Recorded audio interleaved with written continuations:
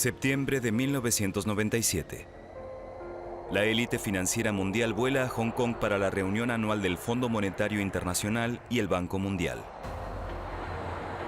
Estas instituciones se crearon a final de la Segunda Guerra Mundial para promover el crecimiento económico y agilizar la gestión de crisis.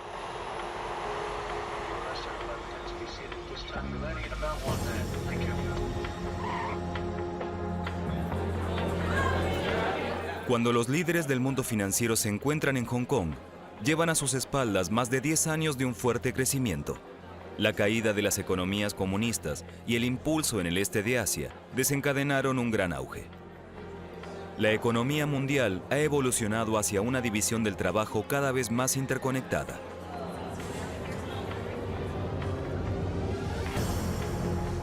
Los países del sudeste asiático han contribuido enormemente al crecimiento de los últimos años, pero en Tailandia sufren desde hace unos meses una crisis monetaria que se está convirtiendo lentamente en una crisis económica masiva y ahora amenaza con extenderse a otros países como Indonesia y Filipinas.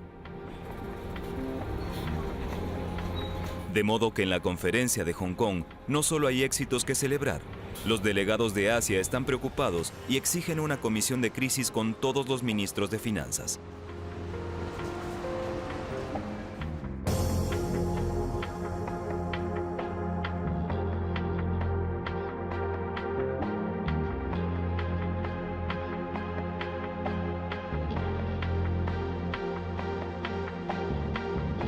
Los líderes del mundo financiero vienen principalmente de Occidente y son los verdaderos reyes de la nueva economía global.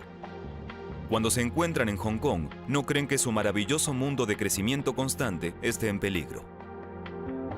Sin embargo, la crisis que comenzó en Tailandia en realidad se acabará propagando por toda la región y traerá miseria a millones de personas. La crisis financiera asiática es la primera crisis financiera moderna en el mundo globalizado. Sin embargo, la élite no está preparada para los elementos destructivos que a partir de este momento definirán todas las futuras crisis económicas. Apenas 10 años después, el mundo se encuentra literalmente al borde del abismo, cuando en 2008 y 2009, primero los bancos en Estados Unidos y en consecuencia el sistema financiero de todo el mundo occidental amenazan con colapsar. Los líderes occidentales no aprendieron nada de la crisis financiera asiática. Si hubiesen entendido las causas de los problemas en Asia y los hubieran combatido con firmeza, se habrían evitado la enorme crisis del sector financiero 10 años después. El problema era que la velocidad de los mercados financieros no coincidía con la velocidad de la política. Hasta la crisis financiera estadounidense de 2007, no se tomaron realmente en serio las lecciones de la crisis asiática. Se creía que no nos afectaría. ¿Y hoy? ¿Dónde nos encontramos? El mundo se enfrenta actualmente a muchas crisis. ¿Qué tan grande es el peligro de que la economía financiera mundial vuelva a colapsar? ¿Son los políticos más capaces hoy de seguirle el ritmo a los mercados financieros actuales? En retrospectiva, es sorprendente lo poco que se aprendió de la crisis financiera asiática de cara a la crisis financiera de 2008. Lo que ocurrió en el 97 y 98 se olvidó o se consideró algo exótico. Desde los años 80, los países emergentes y en desarrollo del sudeste y este asiático se convirtieron en los denominados tigres asiáticos, importantes motores del crecimiento económico mundial. A medida que la crisis los golpea uno tras otro, colapsa parte de la clase media, millones pierden sus empleos, el hambre regresa a estos países y estallan levantamientos.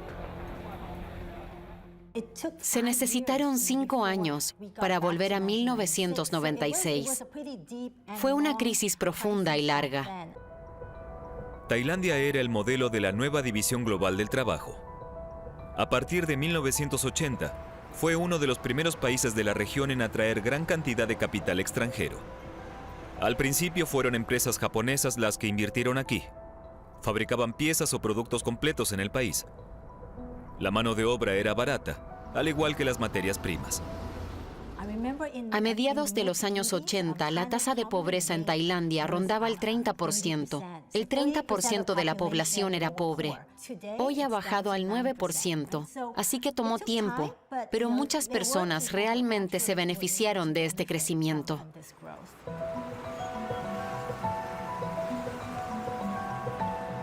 Casi todos los países de la región vivieron un auge. Cada vez salían más jóvenes profesionales de las universidades. Los países de Asia pasaron a la antecámara de la prosperidad sostenible.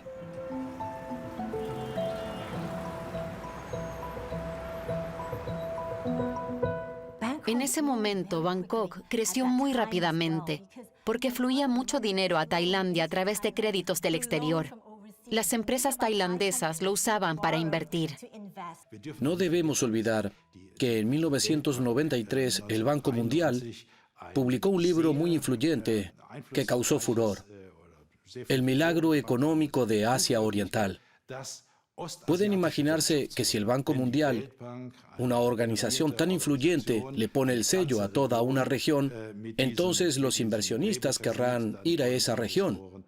Y eso fue lo que hicieron. El Banco Mundial y el Fondo Monetario Internacional tienen su sede en Washington. Sus análisis y pronósticos tienen gran peso en el mundo financiero internacional. Su valoración de la región en la primavera de 1997 es positiva sin excepción. Joseph Stiglitz era en ese momento el economista jefe del Banco Mundial, especializado en Asia Oriental, y compartía esa opinión. Seguían una política de equilibrio social. Eran sociedades mucho más igualitarias que Estados Unidos. Sus gobiernos habían convertido en prioridad invertir en infraestructura, tecnología y políticas educativas, que es lo que hubiese deseado que hiciera también Estados Unidos. Era el tipo de política que yo había impulsado cuando estaba en el Consejo de Asesores Económicos del presidente Clinton.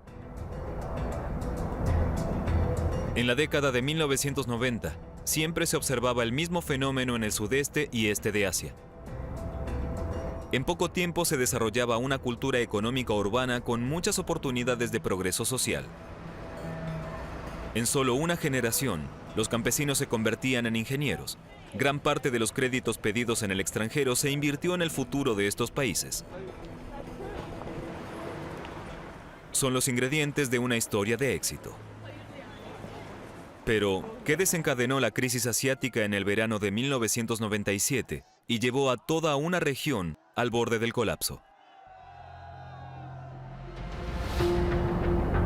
En la década de 1980, se inició en Estados Unidos la reestructuración neoliberal del sistema financiero internacional. La desregularización de las instituciones financieras significó que las normas para otorgar crédito se volvieron mucho más laxas. Un banco ya no debía tener reservas por el capital que prestaba. Esta regla limitaba automáticamente el volumen de créditos. A partir de entonces, se multiplican en Wall Street las sumas que sobre todo los empresarios pueden pedir prestadas. El crecimiento de la economía mundial se debe en gran parte a esta política financiera liberal. La desventaja de la política monetaria liberal es que cada vez más actores, muchos de ellos nuevos, cambian el mundo de las finanzas. Piden créditos a inversionistas adinerados y lo invierten con la intención de generar la mayor ganancia posible lo más rápido posible. Los mercados asiáticos, con sus tasas de crecimiento por encima del promedio, son extremadamente atractivos para ellos. A partir de entonces, el mundo financiero se vuelve inestable en su base. Es un cambio de era y cultura que primero parte de Nueva York y que sigue vigente en la actualidad. A partir de entonces, las instituciones financieras y el sector económico global crecen a un ritmo inimaginable hasta ese momento. Las expectativas de los inversores impulsan a los banqueros. Las ganancias a corto plazo se obtienen mejor de las fluctuaciones a corto plazo en la economía global, de las fluctuaciones monetarias en los países del sudeste asiático, de las ganancias variables del petróleo, los minerales y el trigo. Cuando comenzó la desregulación, a fines de los 70 y principios de los 80, explotó el sector financiero. A los expertos financieros se les pagaba extremadamente bien y las crisis se hicieron inevitables. El negocio de estos nuevos actores no da respiro. Para muchos, el tiempo en que tardan en mover su dinero no supera el mes, las 2 semanas o incluso solo un día. La economía financiera tiene sus propias reglas, independientes de la evolución de la economía real.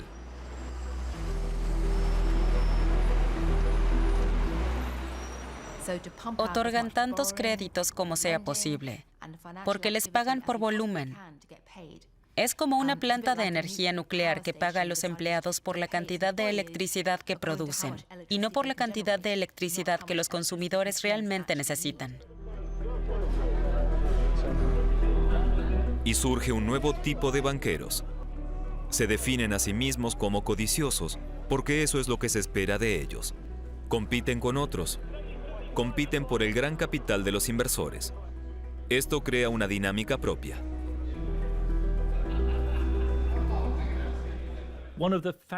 Un factor importante es la escala. Es enorme. La crisis de Tailandia ya es una crisis de decenas de miles de millones de dólares. Cuando los líderes del mundo financiero se reúnen en Hong Kong en septiembre de 1997, muy pocos de ellos tienen idea de lo que ya se está gestando. El Fondo Monetario Internacional es la institución que debería supervisar los mercados financieros mundiales y garantizar su funcionamiento. Si se producía una crisis de deuda en un país, el fondo podía otorgar créditos que generalmente estaban vinculados a duras medidas de recuperación para los países afectados. La reunión de Hong Kong en 1997 estuvo perfectamente sincronizada, como si la hubiese planeado Spielberg. Es decir, el FMI y el Banco Mundial tienen sus reuniones de otoño fuera de Washington cada 5 años y justo en medio de la crisis se reúnen en Hong Kong. Las empresas y los inversores privados de Tailandia habían pedido prestado mucho dinero en el extranjero para seguir aumentando sus exportaciones o beneficiarse de la valorización de los bienes inmuebles. Como más tarde, en la crisis financiera estadounidense, el frenesí inversor se basaba en la suposición de que el crecimiento sería constante. Por eso las empresas y los particulares se endeudaron a corto plazo para poder amortizar sus créditos rápidamente a partir de los beneficios esperados. Cuando el auge de las exportaciones de Tailandia comienza a estancarse debido a una recesión económica en Japón y las primeras empresas comienzan a tener dificultades, los bancos japoneses se ponen nerviosos y rescinden créditos. En Tailandia se invirtió mucho en inmuebles y estos inmuebles lógicamente también generan ingresos, pero en la moneda tailandesa, el baht. Si usted se endeuda en dólares estadounidenses para financiar estos proyectos inmobiliarios en Tailandia y el tipo de cambio del baht se desploma frente al dólar estadounidense, entonces tiene un problema. Para evitar la devaluación del baht, el gobierno tailandés envía emisarios a Pekín y a Tokio a principios de junio para solicitar créditos bilaterales en una moneda fuerte. Las empresas tailandesas necesitan dólares estadounidenses para poder pagar los créditos en el extranjero. Ambos países se niegan a proporcionarle al Banco Central de Tailandia suficientes divisas en yenes y dólares estadounidenses para mantener estable el tipo de cambio y desalentar la especulación. El Banco Central puede mantener el tipo de cambio. Sin embargo, al mismo tiempo se puede observar que las reservas de divisas disminuyen lentamente. Pero en algún momento, y no es fácil prever cuándo será, de repente mucha gente piensa que después de todo tal vez no esté yendo tan bien. Y entonces corren, hay una estampida en las reservas del Banco Central y de pronto colapsan. Entonces se genera una crisis cambiaria. Esta espiral descendente, ahora previsible, desencadena actividad en los fondos de alto riesgo y en los especuladores de Nueva York. Su mascarón de proa es George Soros. Así es como funciona la especulación. Un inversionista deposita $1.000 millones en garantía en un banco en algún lugar del mundo. Entonces, va a un banco en Tailandia y solicita un crédito por $25.000 millones en la moneda local, el baht. Ese es el equivalente oficial de $1.000 millones. Vende la moneda local en el mercado libre. De inmediato, lo siguen otros comerciantes de divisas, temiendo que el precio de la moneda local caiga. Esto provoca una caída en el cambio. Por ejemplo, si el tipo de cambio del BAT ha caído un 30% respecto al dólar, el inversor vuelve a comprar los 25.000 millones de BAT con solo 700 millones de dólares estadounidenses y así cubre su crédito. Ha obtenido 300 millones de dólares de ganancias y con eso abandona el país. Me han acusado de casi todo. Mi trabajo es ganar dinero. No puedo ni quiero considerar las consecuencias sociales de mis actos. Hay un comportamiento de manada y actividad a gran escala del sector privado contra los estados que solo los estados muy fuertes pueden resistir. Tailandia no es lo suficientemente fuerte como para resistir una corrida coordinada de su moneda por parte de los fondos de alto riesgo del mundo. Estados Unidos sí, pero no Tailandia. El cambio se disparó de 25 a 50 baht por dólar estadounidense. Como resultado, las empresas que se habían endeudado en el extranjero se encontraron en grandes dificultades porque no podían pagar sus créditos, que de repente se duplicaron con respecto al momento en que los aceptaron. Esto causó mucho pánico entre los acreedores extranjeros, por lo que muchos exigieron la devolución de su dinero. Pero los bancos tailandeses, que intermediaron estos créditos, no podían pagarlos. El 2 de julio, el Banco Central de Tailandia se rinde en la lucha contra la especulación y libera el tipo de cambio del BAT, lo que provoca una devaluación inmediata. Esta fecha marca el estallido de la crisis asiática, que aún se considera un problema local. El 28 de julio, Tailandia solicita créditos al FMI, sin embargo, este se muestra reticente.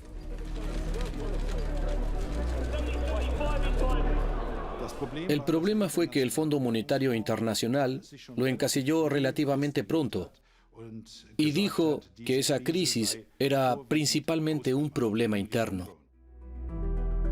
El resultado es una recesión masiva. Produjo un shock psicológico en este país que creía tan firmemente en su ascenso a la Liga de los Países Ricos. Cuando los inversores extranjeros huyen de Tailandia, no hay ninguna instancia que controle el pánico.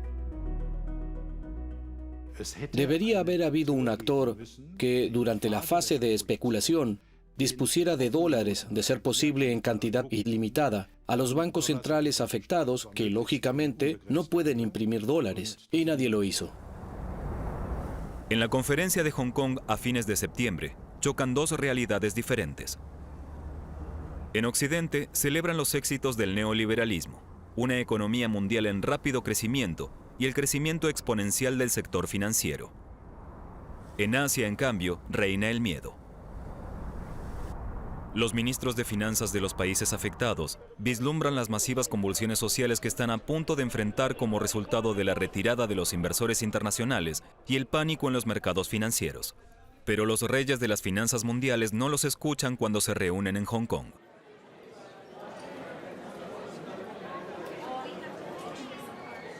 El FMI se reunió para promover la desregulación y una liberalización aún mayor de los mercados de capital. Impulsaron una serie de medidas que empeorarían aún más las cosas. El Fondo Monetario Internacional obligó a los países en medio de la crisis a recortar toda inversión, incluido el consumo, elevando drásticamente las tasas de interés, y eso estuvo mal.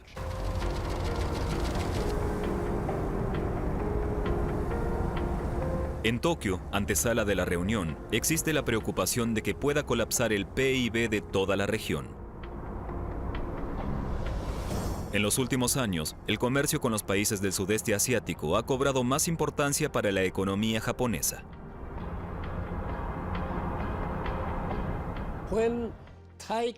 A medida que la crisis se extendió de Tailandia a Indonesia, temíamos que pudiera extenderse a otras partes de Asia. Pero en ese momento no contábamos con que se expandiría a Corea del Sur.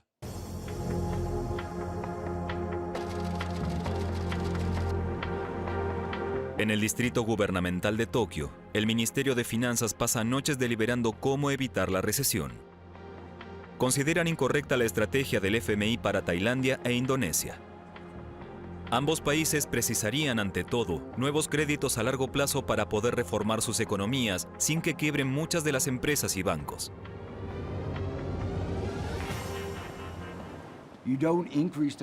La capacidad de crecer y pagar la deuda no se aumenta provocando una depresión, como hizo el FMI. Había alternativas claras. Y expliqué muy claramente por qué las altas tasas de interés, la política monetaria estricta y las medidas de austeridad, como era previsible, empeorarían las cosas. Pero es lo que hicieron. El gobierno japonés quiere crear un fondo monetario asiático, provisto de $100.000 millones estadounidenses. Esta gran suma calmaría los mercados financieros internacionales y al mismo tiempo podría ofrecer grandes créditos a los países afectados. Japón solicita el apoyo y la participación de los gobiernos de Singapur, China y Corea. Hasta noviembre de 1997, las instituciones internacionales no desempeñaban absolutamente ningún papel real en la prevención de una crisis de este tipo, ni siquiera en la gestión de las crisis. Eso era un verdadero problema.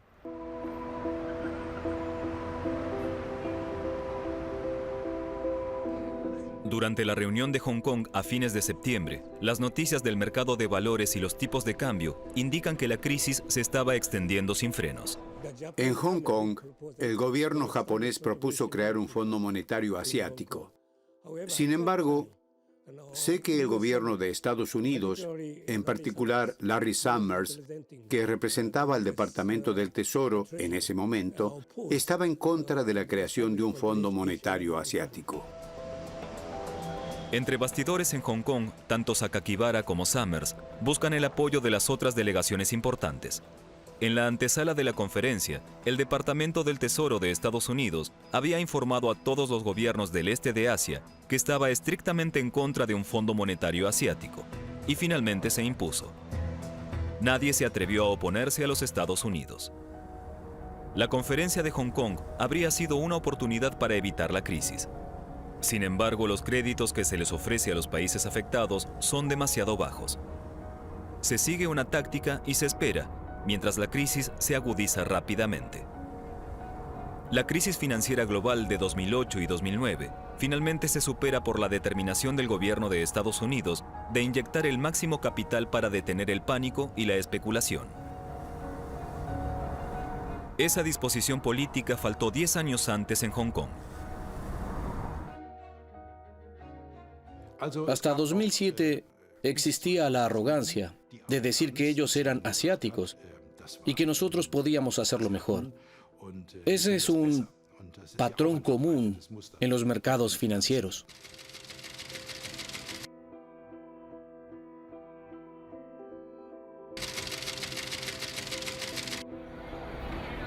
Hong Kong es el centro bancario y bursátil más importante de Asia. Cuando los precios de las acciones colapsan allí un mes después de la reunión, queda claro para todos que la crisis no ha terminado, sino que apenas comienza.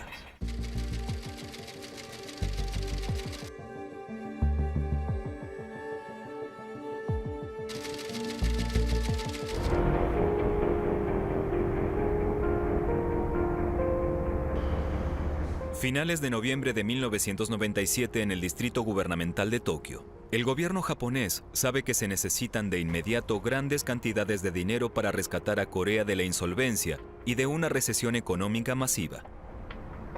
Exige sobre todo al Departamento del Tesoro de Estados Unidos que actúe con rapidez y decisión.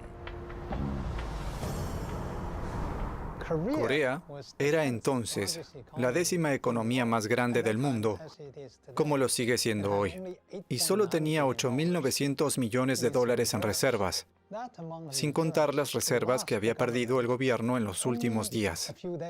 El presidente Clinton habló personalmente por teléfono con el presidente Kim Jong-un por la crisis financiera de Corea del Sur. Interviene el presidente de los Estados Unidos. Esto deja claro que Corea es de otro calibre que Tailandia o Indonesia, económica y sobre todo geopolíticamente. Es el bastión de Occidente contra Corea del Norte y China.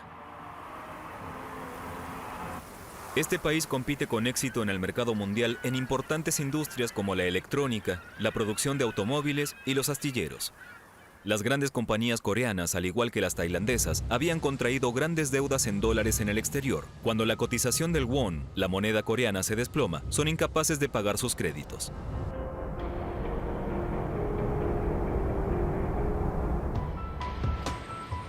Recién ahora, a finales de noviembre, los líderes de la administración estadounidense se dan cuenta de que tienen que actuar. Lo que les hace cambiar de opinión es la dimensión geopolítica. Pues si Corea tuviese que declararse insolvente, la reputación de Estados Unidos como potencia garante de Corea del Sur también sufriría enormemente a los ojos del mundo.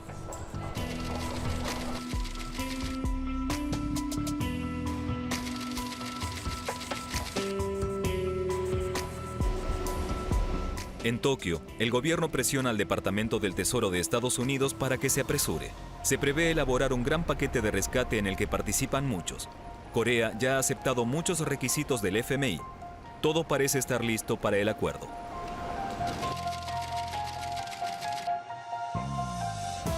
Cuando finalmente el director del FMI vuela también a Seúl, todos esperan que se ratifique el paquete de rescate para Corea. Pero sorprendentemente Kim Dae-soo exige más condiciones. Pide que la tasa de interés de los créditos se eleve al 25% para atraer capital extranjero. El ministro de Finanzas de Corea responde que entonces quebrarían muchas empresas y colapsaría la economía, y por lo tanto ningún extranjero invertiría. Pero Kim Dae-soo insiste en su demanda.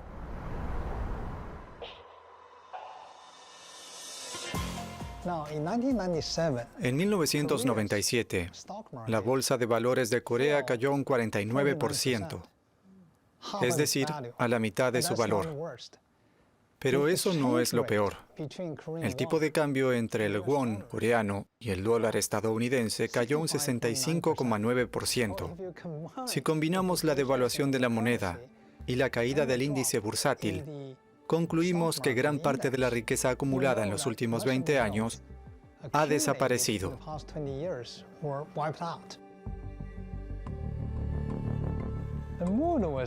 Lógicamente, el estado de ánimo era sombrío. Muchas personas perdieron sus trabajos, quebraron empresas. Fue una época deprimente.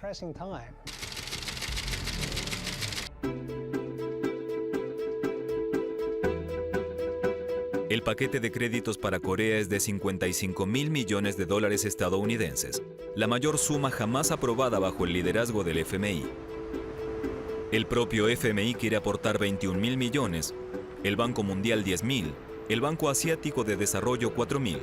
Los 20.000 millones restantes vendrían de las ricas naciones industrializadas, sobre todo de Estados Unidos y Japón, que había instado a Washington a recaudar una gran suma. El secretario del Tesoro Bob Rubin en particular se había resistido durante mucho tiempo a contribuir con sus propios fondos presupuestarios. Creo que en el último momento Summers logró persuadir a Bob Rubin para apoyar a Corea con dinero. Y entonces, junto con el gobierno de Estados Unidos, inyectamos una gran suma de dinero para resolver la crisis en Corea. Bob Rubin era un hombre muy difícil en ese momento.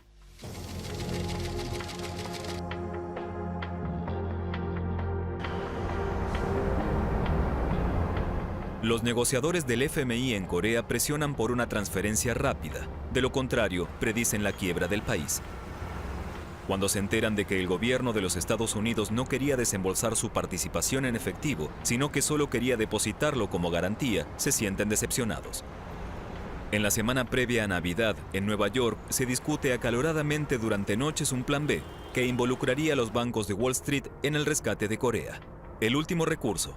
Los bancos tienen que diferir los créditos que vencen a fin de año y aceptar vencimientos a más largo plazo.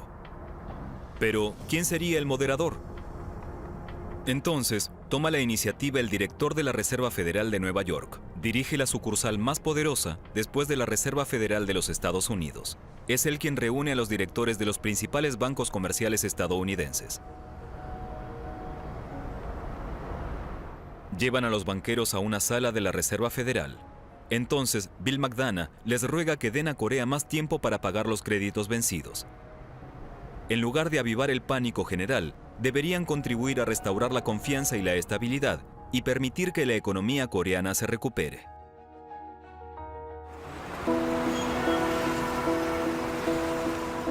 Es la Navidad de 1997. Mucha gente sale a comprar a Times Square. En ese momento, los principales bancos comerciales de Wall Street efectivamente aceptan el argumento de McDonough. Entre líneas, este los amenazó con que tendrían que cooperar si no querían arriesgar a dar por perdidos todos sus créditos. Ahora aumenta la posibilidad de que los bancos europeos y japoneses hagan lo mismo. Si Corea hubiese tenido que declararse insolvente, la crisis asiática se habría convertido en una crisis económica mundial. McDonough salvó a Corea.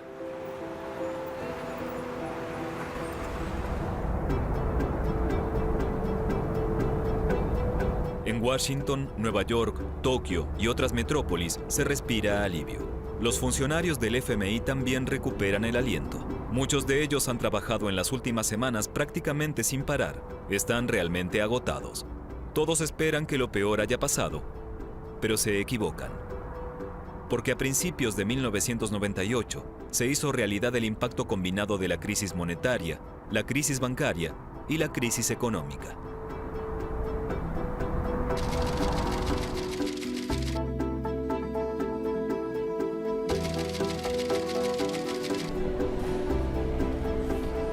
A mediados de enero, el presidente de Indonesia, Suharto, firma un acuerdo con el FMI que prevé masivos recortes sociales.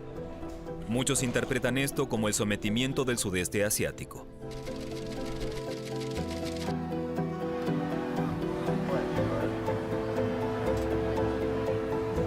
Sin embargo, cuando se firman los acuerdos ya es demasiado tarde para evitar la crisis económica en Indonesia. Estallan disturbios, mueren más de 1000 personas y la pobreza vuelve al país. El Fondo Monetario Internacional insiste en que el gobierno elimine muchos de sus proyectos de infraestructura y subsidios a alimentos y gasolina. Indonesia tardará una década en recuperarse de esto.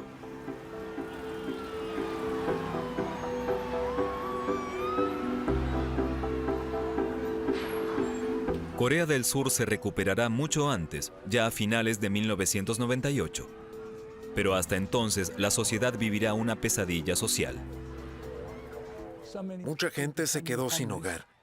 Hay que tener presente que en Corea del Sur no había personas sin hogar, excepto el periodo inmediatamente posterior a la Guerra de Corea. Pero ahora de repente había personas sin hogar viviendo en los parques y en las calles.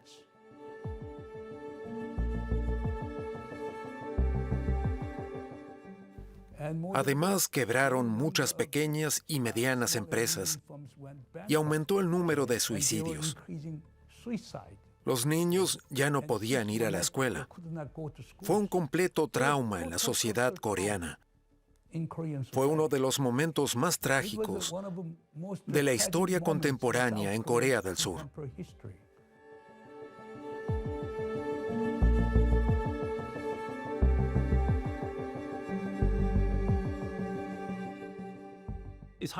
Es marcadamente jerárquico. Los costos y beneficios de los programas impuestos fueron muy asimétricos. Unos son rescatados y otros tienen que pagar los costos del rescate. No les salió gratis. La crisis fue aprovechada por algunos actores de Estados Unidos, por ejemplo, para comprar empresas a muy bajo precio después de que Corea se hundiera en la crisis. Pero también hay reformas estructurales exigidas por el FMI que beneficiarán a la economía coreana. Se distiende la estrecha interconexión entre el Estado y el sector privado. El sector privado se convierte en el motor del cambio cuando puede volver a pedir dinero prestado y lentamente retorna la confianza del mercado financiero internacional. Había vínculos estrechos entre el gobierno y las grandes corporaciones. Eran simbióticos. En el pasado, cuando las empresas tenían problemas financieros, el gobierno siempre estaba ahí para rescatarlas. Por eso la crisis financiera de 1997 fue para nosotros una maldición, pero al mismo tiempo también fue una bendición. Pero otro aspecto del renacimiento de Corea fue que el gobierno coreano se negó a cumplir con otras exigencias del FMI que habrían obligado a las empresas orientadas a la exportación a reducir significativamente sus operaciones. Cuando en el mercado mundial la demanda vuelve a mirar hacia Corea, logran pagar sus deudas más rápido de lo esperado. A partir de entonces, el sector bancario es monitoreado de manera eficiente. El antiguo banco más grande es vendido a un grupo de inversión para el que trabajaba Wei Xiangshan. Él dirigió las negociaciones en ese momento. No solo aprendieron la lección y entendieron qué los llevó a la crisis, sino que reestructuraron las bases del sistema bancario. Vendieron bancos débiles a inversores extranjeros como nosotros. Recapitalizaron otros bancos. Y aún más importante, introdujeron la supervisión de la gestión de riesgos. Así evitaron acumular una gran cantidad de créditos riesgosos. Por eso, cuando comenzó la crisis de 2008, los bancos asiáticos estaban en muy buena forma. A finales de 1998, Hong Kong es atacada por fondos de alto riesgo, liderados nuevamente por George Soros. Apuestan a la caída de las cotizaciones de la bolsa y la devaluación del dólar de Hong Kong como resultado de la profunda recesión en el sudeste asiático. Pero Hong Kong es capaz de defenderse, pues el gobierno de la ciudad y el Banco Central construyen juntos un cortafuegos en moneda fuerte de más de 400.000 millones de dólares.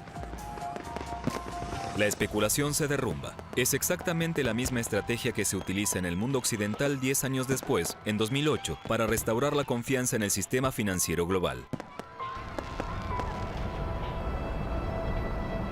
Después de la crisis, los países del sudeste asiático tomarán medidas para protegerse contra la inestabilidad del mercado financiero.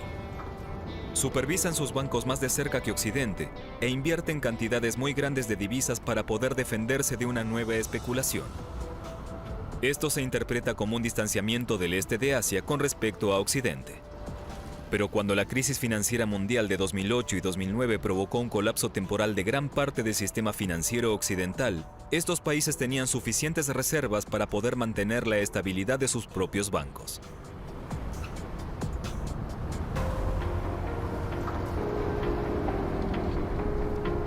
La crisis financiera de 2008 cambió la perspectiva del Fondo Monetario Internacional. Desde entonces, ya no son su máxima prioridad las duras medidas de austeridad, que en su mayoría conducían a la recesión y a la pobreza de muchos, sino más bien se ofrecen sugerencias sobre cómo, con la ayuda de créditos del FMI, los países en problemas podrían volver a ser economías prósperas a medio plazo.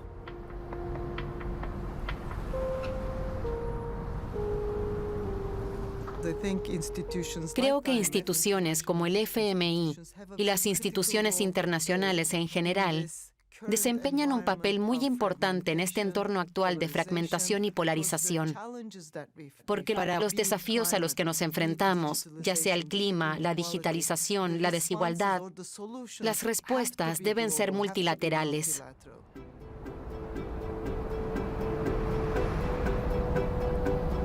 Una institución independiente que disponga también de la experiencia necesaria sería sensato, dada la complejidad de nuestra economía global.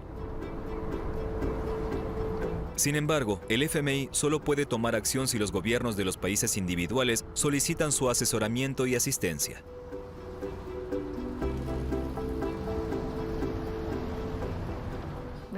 Si me preguntan, ¿sería bueno que tuviésemos un organismo supranacional que pudiera ejercer una influencia mucho mayor? Entonces la respuesta es sí. Nuestro sistema monetario y financiero internacional actual, sin duda, no está organizado de manera óptima, porque hay muy poca cooperación y muy pocas oportunidades para tener en cuenta las consecuencias de lo que hace uno en los otros. Queda patente que no se ha detenido el peligro de las crisis mundiales. Tampoco el peligro de que se produzcan grandes crisis financieras. Eso se debe a que el tamaño del sistema financiero mundial sea más que duplicado desde la crisis financiera asiática. En 2020, comprendió 463 billones de dólares estadounidenses. La industria financiera mundial mueve esta gigantesca suma cada año. Los mercados son miopes. No calculan los costos de las emisiones, del cambio climático, ni tampoco los riesgos. El resultado es una sociedad, una economía que no es tan resistente como debería. Trato de usar metáforas para describir esto en algunos de mis escritos. Construimos autos sin ruedas de auxilio.